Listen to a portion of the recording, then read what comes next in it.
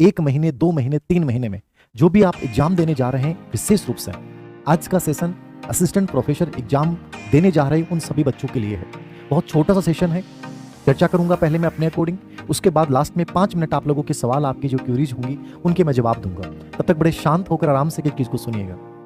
परीक्षा में आपने कितना पढ़ा है, क्या पढ़ा है, किन किताबों से पढ़ा है, इन सबसे ज्यादा महत्वपूर्ण यदि कोई चीज ये होती है तो वो ये होती है एग्जाम देने से 2 या 3 दिन पहले अपने बारे में एक पॉजिटिव वाइब्स का आना कि मैंने जो पढ़ा है वो बहुत अच्छा पढ़ा है और जो पढ़ा है वो एग्जाम हॉल में मुझे याद आ जाएगा और मुझे कहीं भी घबराने की आवश्यकता नहीं है। यदि मैं अच्छा नहीं भी कर पाता हूं तो मेरी लाइफ में बहुत सारे ऑप्शन हैं, मैं दोबारा से स्टैंड खड़ा हो जाऊंगा।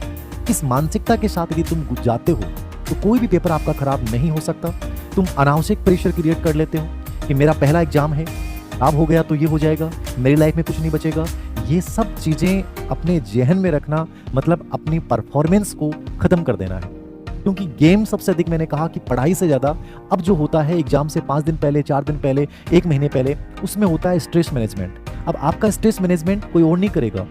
धीर सिंह सर ने कोई चीज बता दी, जरूरी नहीं है कि वहां से हो जाएगा, वो आपको करना है। मैं तो बहुत सारी बातें बोलता हूं कि मनोवैज्ञानिक रूप से अपने आप को इंप्रूव करें, मनोवैज्ञानिक रूप से अपने आप को तैयार रखें, हर वर्ष बहुत अच्छा होता है। और 24 को भी मैंने आपको साइकोलॉजिकली मैं आपको स्ट्रॉन्ग बनाने का प्रयास किया, इसलिए मैंने पहले दिन सुबह वीडियो डाला था और आगे भी हम बीच बीच में कुछ टारगेट्स मैं आप लोगों को दूंगा और वो हमें साबित करने हैं, वो इंप्रूवमेंट हमें अपने अंदर लेके आने, वो हैबिट्स हमें क्रिएट करनी है। तो पहली चीज, जो पढ़ लिया वो ठीक है, तनाव नहीं लें। कहां से पढ़ा है, कैसे भी पढ़ा है, जो भी पढ़ा है वो आपने बेस्ट पढ़ा है और हर बच्चा अपने अकॉर्डिंग कंटेंट बेस्ट ही पढ़ता है। नंबर 2, इन दिन असिस्टेंट प्रोफेसर एग्जाम के बच्चे हैं।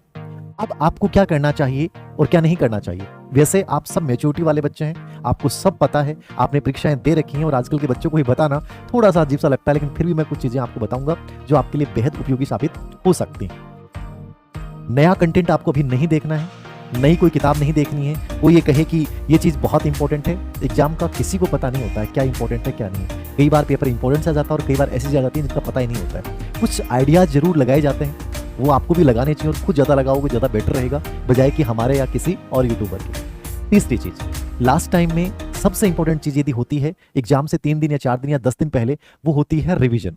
ठीक है, रिवाइज से बेटर कोई ऑप्शन नहीं होता है। नया कंटेंट पढ़ने के बजाय जो चीज आपने पढ़ी है उनको बड़े आराम से रिलैक्स मूड में होकर एक बार रिपीट कर लें और रिपीट करने के साथ सेल्फ ऑब्जर्वेशन जरूर करें, आत्म अवलोकन करें, उन चीजों का आत्म मनन करें।